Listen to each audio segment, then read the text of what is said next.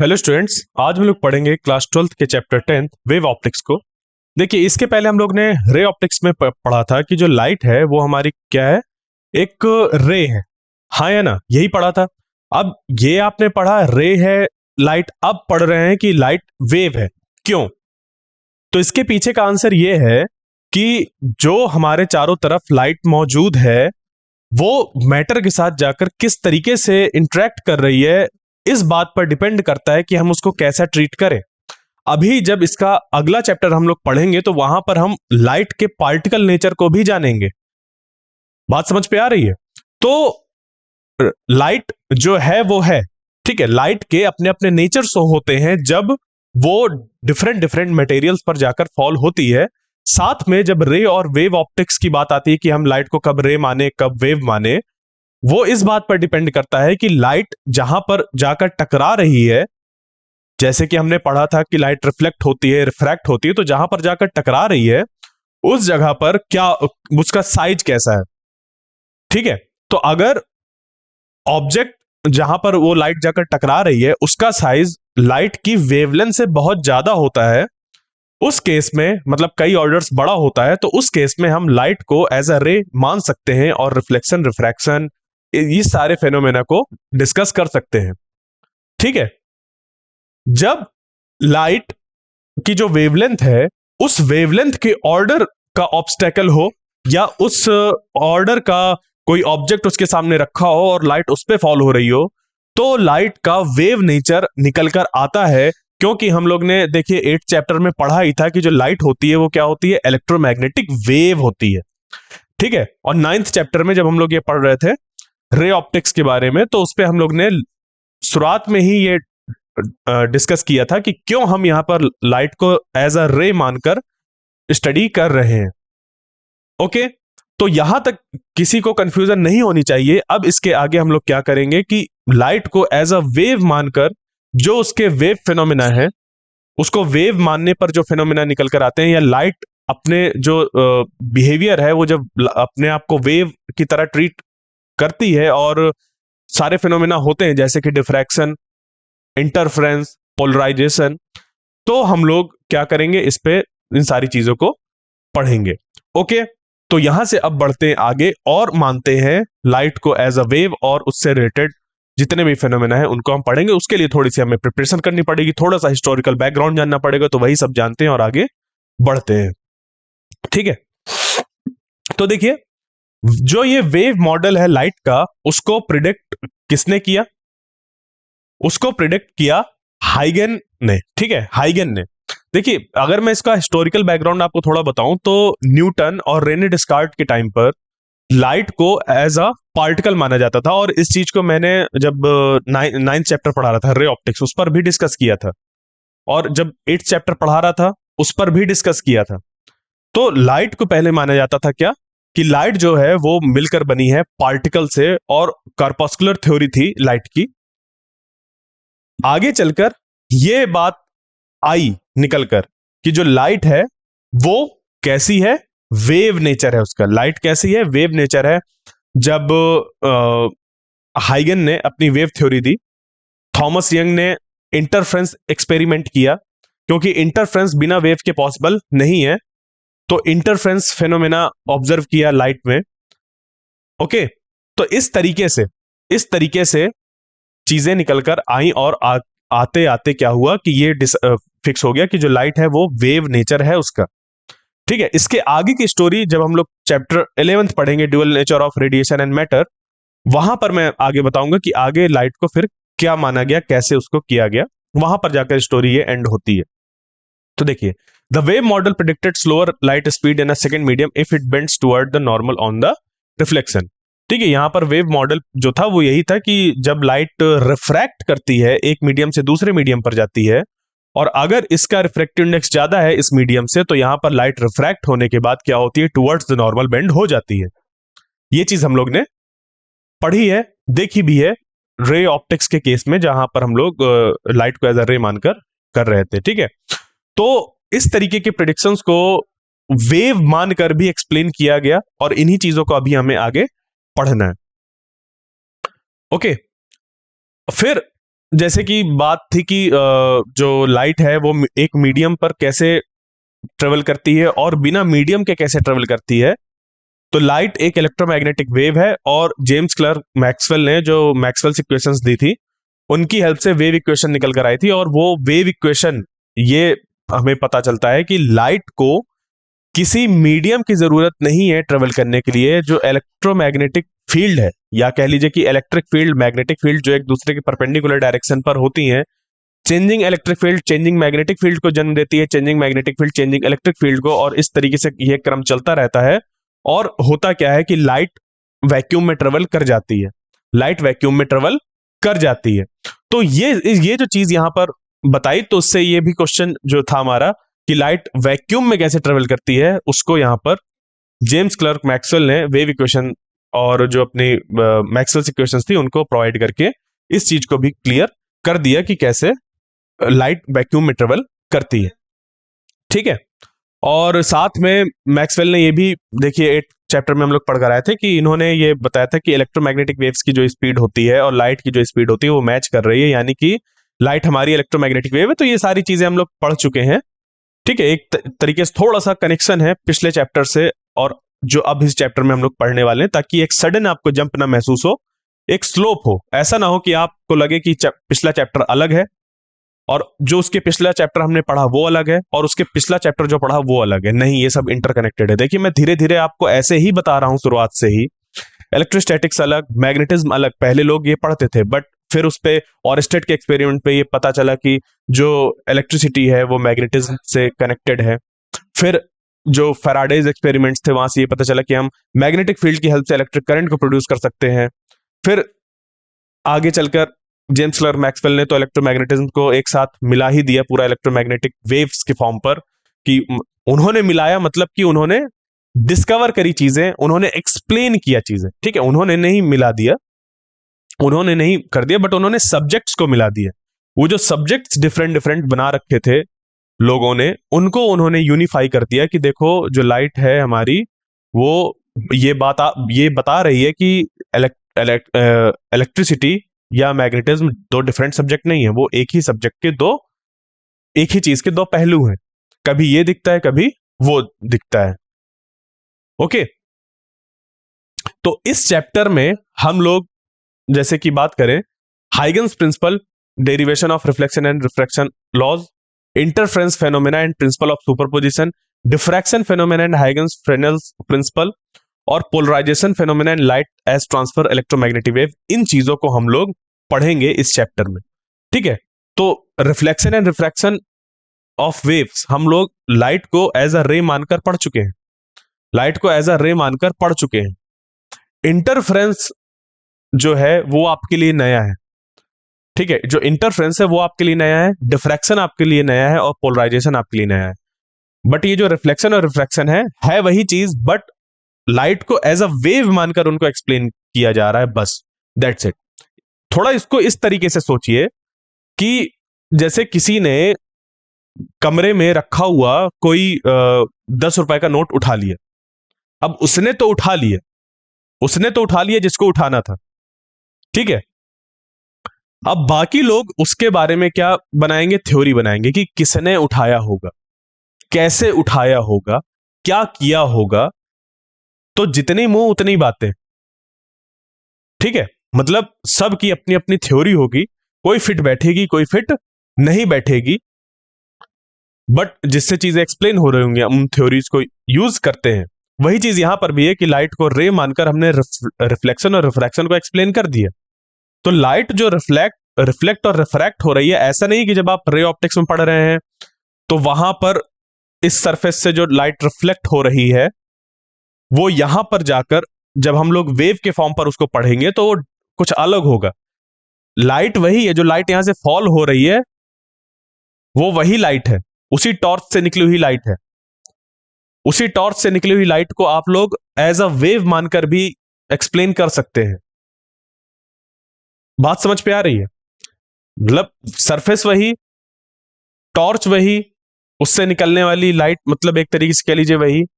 अब उस चीज का एक्सप्लेनेशन आप दो तरीके से दे सकते हैं, लाइट को एज अ रे मानकर या फिर लाइट को एज अ वेव मानकर आप दो तरीके से एक्सप्लेन कर सकते हैं। वही चीज है कि जो रिफ्लेक्शन और रिफ्रैक्शन लॉज थे उनको हम लोग यहां पर लाइट को एज अ वेव मानकर एक्सप्लेन करेंगे, उनको निकालेंगे।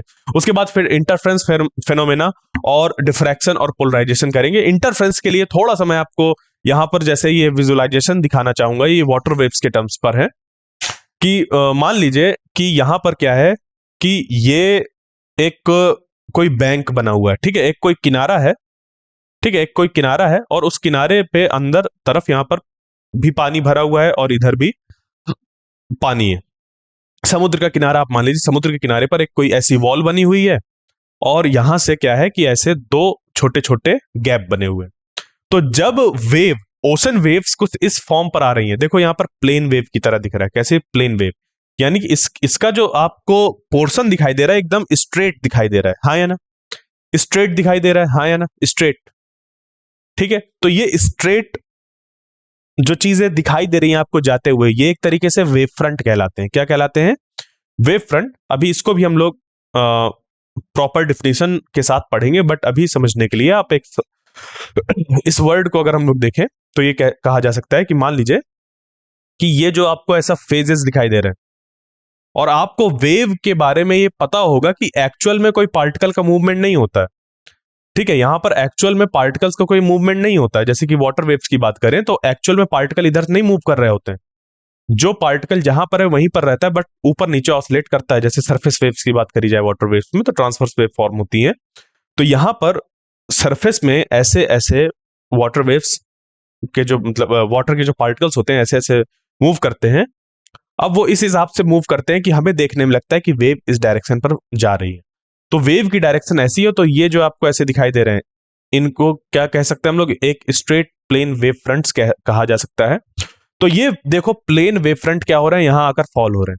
अब यहां से गौर से देखिए, यहां से ऐसे सर्कुलर वेव फ्रंट्स निकल रहे हैं, ऐसे सर्कुलर वेव फ्रंट्स ऐसे दिखाई दे रहे हैं चीजें, सर्कुलर वेव फ्रंट्स। और उसी तरीके से फिर यहां पर आप देखिए इस वाले पर भी क्या है कि यहां पर आपको ऐसा सर्कुलर वेव फ्रंट्स निकलते हुए दिखाई दे रहे होंगे। तो अब यहां से जो एक सिंगल वेव फ्रंट आ रहा था वो इन स्लिट्स, अगर इनको नाम दिया जाए स्लिट, अब क्योंकि यहां पर तो वो काफी चौड़े चौड़े ब्रेकेज होते हैं, बट इसको स्लिट की तरह हम मान सकते हैं।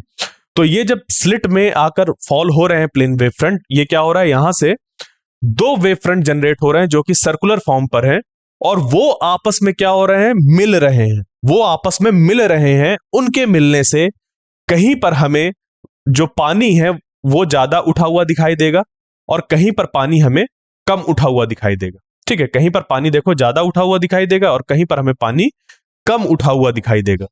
तो दो वेव्स के मिलने से यहां पर हमें एक नए तरीके का पैटर्न मिलता है।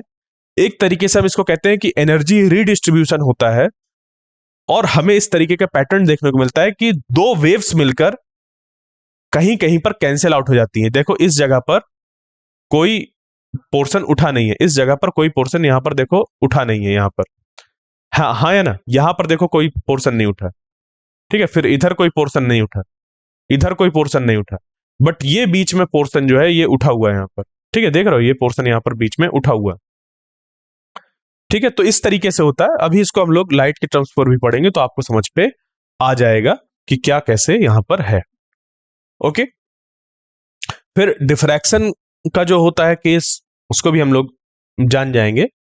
आपने ये देखा होगा, देखिए डिफ्रैक्शन के लिए एक बहुत एक सिंपल सा हम आपको बताएं तो मान लीजिए कि एक प्रॉपर आपने इस तरीके का एग्जांपल देखा होगा कि मान लीजिए कि एक कोई ऑब्स्टेकल है, क्या है, एक कोई ऑब्स्टेकल है,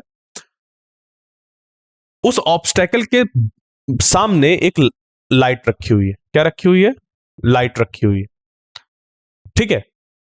तो ये जब लाइट फॉल होती है इस पे, वो कुछ ऐसे फॉल होती है, ठीक है, ये कुछ ऐसे फॉल होती है। फिर भी जब आप इसके पीछे देखते हैं, इसके पीछे मतलब इस पूरे सेटअप को अगर मैं इधर से बनाऊं ऐसे, तो ये ऐसे, ठीक है, इस तरीके से यहां पर, और ये ऑब्स्टेकल है हमारा। तो लाइट जब यहां से ऐसे जा रही है इसके कॉर्नर्स पर, ठीक है, इसके कॉर्नर्स पर जा रही है, तो होता क्या है कि लाइट जब आपने देखा होगा कि आप यहां पर खड़े हो, फिर भी आपको थोड़ा बहुत इस जगह पर उजाला मिलता है, इस जगह पर कुछ उजाला मिलता है। क्यों ऐसा हो रहा है? ये होता है डिफ्रैक्शन के कारण। होता क्या है कि जो लाइट यहां पर ऐसे आती है, वो इस कॉर्नर से, इस एज से, ये जो यहां पर है, इसके एज से यहां पर फिर से अपने आप को मोड़ लेती है और यहां पर भी लाइट कुछ मिल जाती है हम लोग को। ऐसा नहीं होता है कि जो ये यहां पर टॉर्च से लाइट जलाई गई है तो वो सिर्फ इधर इधर एकदम इस तरीके का जो कह लीजिए कि अंधेरा है वो मिले हम लोग को, ऐसी शैडो नहीं मिलती है, ठीक है, ऐसी छाया नहीं मिलती है। क्या होता है, थोड़ा थोड़ा यहाँ पर लाइट ऐसे कुछ निकलती हुई दिखाई देती है, इस जगह पर ऐसी आती हुई दिखाई देती है, यानी कि यहाँ पर भी थोड़ा उजाला रहता है इस जगह पर, इसी इसी बल्ब का, कहीं और से रिफ्लेक्ट होकर नहीं आ रही है, सिर्फ क्या हो रहा है, यहाँ से बेंड हो रही है।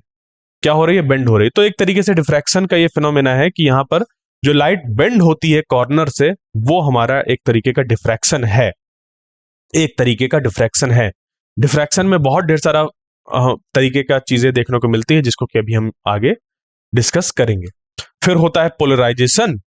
पोलराइजेशन के लिए आप इतना अभी समझ सकते हैं कि जैसे जो 3D मूवीज होती है ना, 3D मूवीज, उनमें इनका, इस फिनोमेना का यूज किया जाता है, तभी आपको वो 3D में ऑब्जेक्ट्स दिखाई देते हैं, वरना वो दिखाई नहीं दे।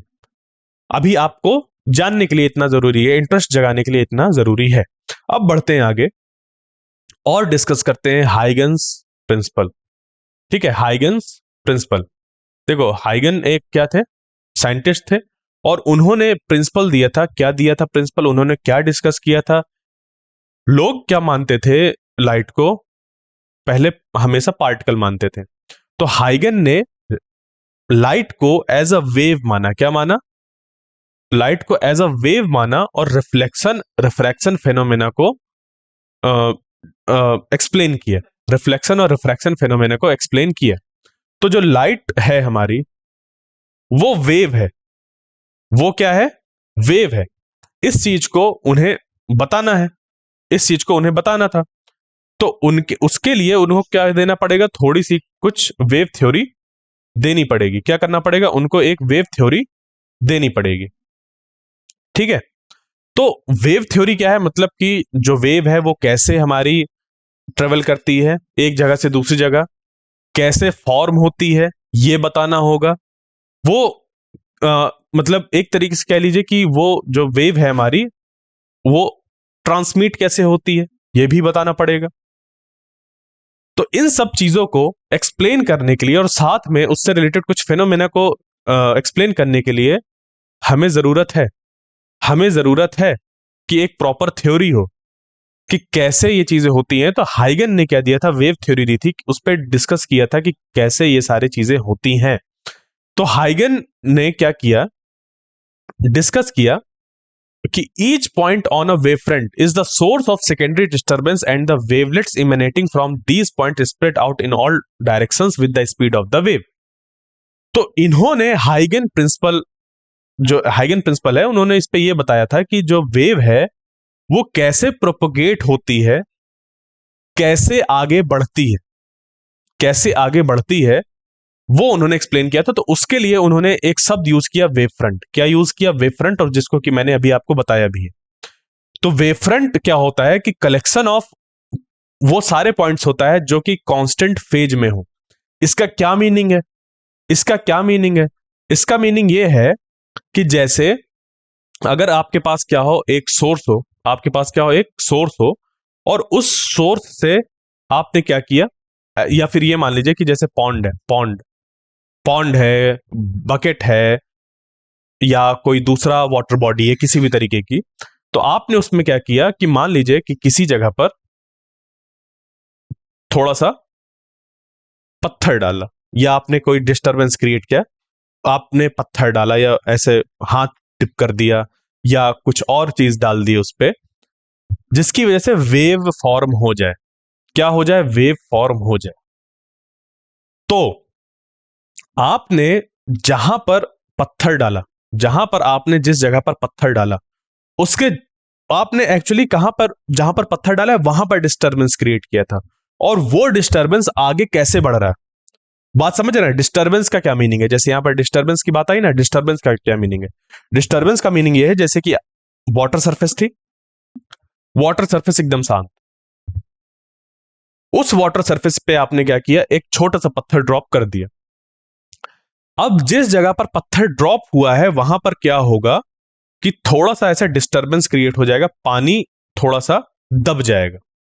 ठीक है, ये आपने यहां पर डिस्टर्बेंस क्रिएट किया, पानी इस जगह पर क्या हुआ, ऐसा दब गया है, थोड़ा सा पानी यहां पर दब चुका है। ठीक है, इस तरीके से।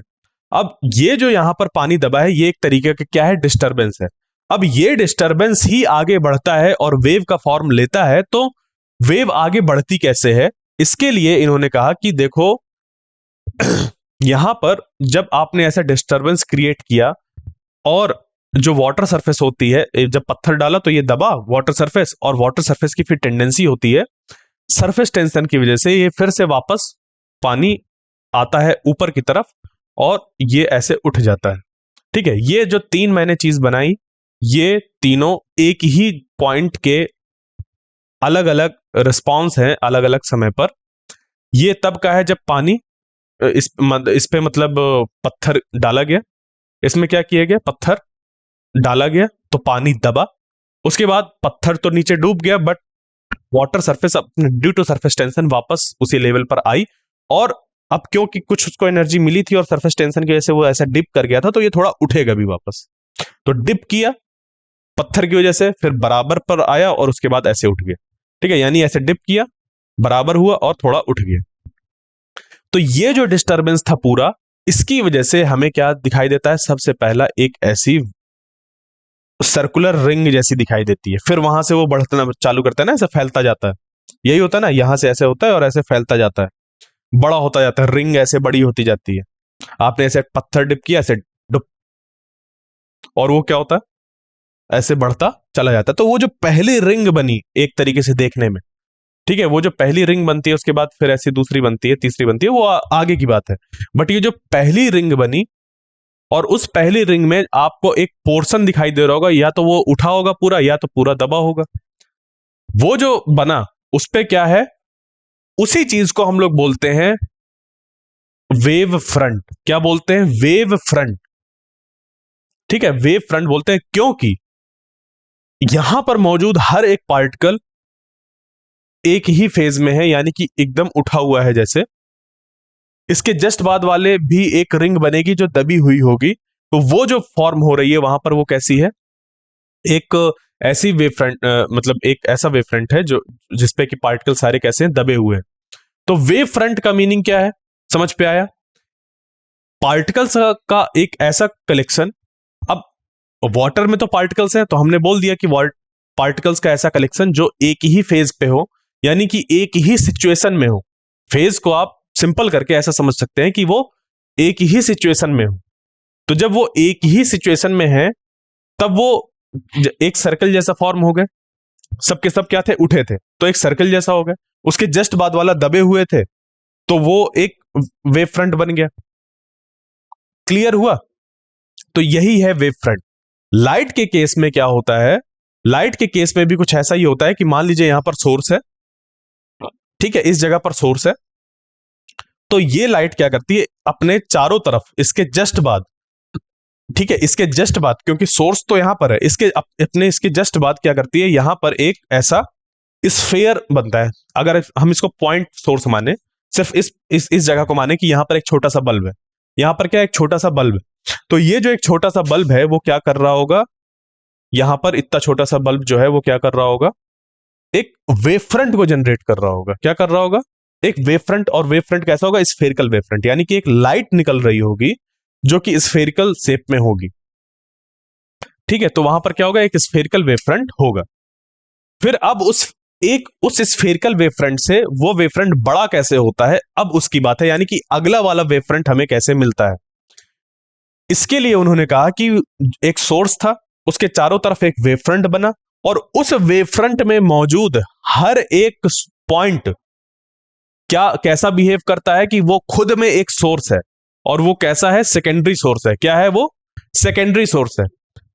बात समझ पे आई, आपके पास क्या है, एक सोर्स है और उस सोर्स में मतलब उस सोर्स ने क्या किया, एक छोटा सा वेव फ्रंट क्रिएट किया, और वो जो वेव फ्रंट क्रिएट किया उसका हर एक पॉइंट, वहां पर पार्टिकल मौजूद है या मौजूद नहीं है ये बात अलग है, उसका हर एक पॉइंट बिहेव करेगा as a source of secondary disturbance.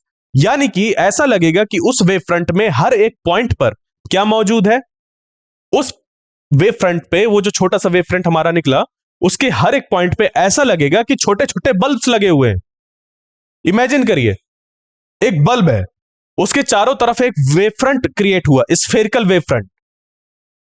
उस वेव फ्रंट का हर एक पॉइंट, उस वेव फ्रंट का हर एक पॉइंट बिहेव कर रहा है ऐसा कि ऐसा लग रहा है हमें देखने में कि उस पे हर एक पॉइंट पर छोटे छोटे छोटे छोटे बल्ब लगे हुए हैं। एक्चुअल में नहीं लगते, एक्चुअल में नहीं लगते, बट देखने में क्या लगता है कि वहां पर ऐसा है, वहां पर जो पॉइंट्स हैं उनमें वो बल्ब्स मौजूद हैं, एक्चुअल में मौजूद नहीं होते। मैं ऐसा क्यों कह रहा हूं, क्योंकि आपको इमेजिन करना है कि उस वेव फ्रंट के हर एक पॉइंट पर ऐसा लगता है कि एक नया सोर्स रखा हुआ है, हर एक पॉइंट पर सेकेंडरी सोर्स, जिससे कि फिर से उसी तरीके का एक वेव फ्रंट निकलता है। यानी कि एक वेव फ्रंट, और उस वेव फ्रंट पर हर एक पॉइंट छोटा छोटा, हर जगह पर फिर से ऐसे ऐसे वेव फ्रंट्स जनरेट हो रहे हैं, फिर से ऐसे वेव फ्रंट्स जनरेट हो रहे हैं। ठीक है, फिर क्या हम लोग बोलते हैं कि अब ये जो छोटे छोटे वेव फ्रंट जनरेट हुए हैं, इनको क्या बोला जाता है, इनको हम लोग बोलते हैं वेवलेट्स। जैसे पिग के पिगलेट्स होते हैं ना, पिग के पिगलेट्स होते हैं, ठीक है, पिग यानी कि एक जानवर, पिगलेट यानी कि उस जानवर के बच्चे, ठीक है। उसी तरीके से यहां पर वेव और वेवलेट्स, यहां पर बच्चे से नहीं कह सकते, बट छोटे फॉर्म, क्या बोला जा सकता है, छोटे फॉर्म। तो ये हमारा एक वेव फ्रंट हुआ, और उसका यहां पर ये क्या है, वेवलेट्स फॉर्म हुए, ठीक है। तो each point on a wave front is the source of a secondary disturbance and the wavelets emanating, यहां से इमेनेटिंग का मतलब यहां से जो वेव फ्रंट जनरेट हो रही हैं, वेव फ्रंट्स यहां से जो जनरेट हो रही हैं, and the wavelets emanating from these points spread out in all the direction. और यहां से जो वेवलेट्स जनरेट होती हैं वो हर एक डायरेक्शन पर स्प्रेड होती है with the speed of the wave, जिस स्पीड से ये वेव होती है ये होती है। इन्होंने अपना ये बताया था कि यही रीजन है जिसकी वजह से एक वेव फ्रंट से दूसरे वेव फ्रंट पर हम लोग जाते हैं, पहुंचते हैं, ठीक है। फिर इसके आगे इन्होंने कहा कि अब जब ऐसा हो जाता है तो हम क्या करते हैं, इसके आउटर सरफेस पे टेंजेंट को ड्रॉ करते हैं। क्या करते हैं, टेंजेंट को ड्रॉ करते हैं। उस टेंजेंट को जब हम, अब क्योंकि यहां पर बहुत ढेर सारे ऐसे सर्कल्स होंगे, तो उन टेंजेंट्स को जब हम लोग मिलाते हैं, ठीक है, सर्कल्स यानी कि अगर स्फेरिकल वेव फ्रंट मान रहे हैं तो स्फेयर होंगे, तो जब यहां पर उन सारे सर्कल्स को हम लोग, उन सारे टेंजेंट्स को हम लोग मिलाते हैं, ठीक है। अब स्फेयर है तो प्लेन होता है वैसे, ठीक है, अगर स्फेयर है तो उस पर प्लेन होगा, प्लेन फॉर्म होंगे, तो टेंजेंट प्लेन फॉर्म होते हैं। तो वहां पर अब ये जब सबको मिलाते हैं तो एक अगली सरफेस हमें मिल जाती है। क्या मिल जाती है, अगली सरफेस मिल जाती है। और इस सरफेस में फिर से वही फेनोमेना चालू होते हैं कि यहां पर यहां पर यहां पर यहां पर यहां पर यहां पर यहां पर फिर से यहां पर क्या चालू होते हैं, ऐसे कि ये फिर से लगता है कि फिर से इसमें सोर्सेज मौजूद है सेकेंडरी डिस्टर्बेंस क्रिएट करने के लिए, ठीक है, सोर्स ऑफ सेकेंडरी डिस्टर्बेंस। यानी कि फिर से यहां पर ऐसा लगता है कि वेवलेट्स ऐसे जनरेट हो रही हैं, और इन वेवलेट्स को फिर से हम टेंजेंट प्लेन से जब कनेक्ट करते हैं तो फिर से एक नया वेव फ्रंट बनता है, और फिर इस वेव फ्रंट में फिर से ऐसे वेवलेट्स जनरेट होती हैं, और इन वेवलेट्स को फिर से हम लोग कनेक्ट करके एक नया वेव फ्रंट फिर से ऑब्टेन करते हैं, फिर से एक नया वेव फ्रंट ऑब्टेन करते हैं। तो यही रीजन है कि जो वेव्स होती हैं वो धीरे धीरे आपको बाहर तरफ फैलती हुई दिखाई देती हैं। समझ पे आई बात। और साथ में फिर क्वेश्चन ये आया कि वेव फ्रंट फिर पीछे तरफ क्यों नहीं आती, उन्होंने, हम टेंजेंट यहां भी तो ड्रॉ कर सकते हैं, पहले वाले केस के लिए हम टेंजेंट यहां पर भी तो ड्रॉ कर सकते हैं। तो इसके लिए हाइगन ने क्या किया, ऐसा एक्सप्लेन कर दिया सीधा सा, मतलब अब एक्सप्लेन करना था उन्होंने तो ऐसा एक्सप्लेन कर दिया कि बैकवर्ड डायरेक्शन पर एनर्जी कंपोनेंट बहुत कम होता है। ठीक है, बैकवर्ड डायरेक्शन पर एनर्जी कंपोनेंट बहुत कम होता है, उन्होंने इसको ऐसे एक्सप्लेन कर दिया। और जब ऐसा उन्होंने एक्सप्लेन कर दिया तो सिर्फ यही बात रह गई कि हमारे पास एक सोर्स है, उस सोर्स से एक वेव फ्रंट जनरेट होता है, उस वेव फ्रंट का हर एक पॉइंट जो होता है वो बिहेव करता है as a source of secondary disturbance, यानी कि ऐसा लगता है कि उसके हर एक पॉइंट पर मौजूद है कोई सोर्स जो कि फिर से इस छोटे छोटे छोटे छोटे वेवलेट्स को जनरेट करता है, और उन वेवलेट्स के कॉम्बिनेशन से उसके आउटर सरफेस में जो हम लोग का टेंजेंट फॉर्म होता है, उनके कॉम्बिनेशन से एक नई सरफेस बनती है। तो पहला वेव फ्रंट, फिर दूसरा वेव फ्रंट, सेम फिर यहां से फिर तीसरा, फिर चौथा, इस तरीके से बनता जाता है और वेव फ्रंट्स हमारे फैलते जाते हैं। तो इस तरीके से ये चीजें होती हैं, हाइगन ने इसको एक्सप्लेन किया था। और अगर आपको ये चीज समझ पे आ गई तो आगे का जो यहां पर हाइगन से रिलेटेड जो भी डिस्कशन है वो सारा आपको समझ पे आ जाएगा। तो आई होप जो आज की क्लास थी वो आपको समझ पे आई होगी। मिलते हैं नेक्स्ट क्लास में, तब तक के लिए थैंक यू।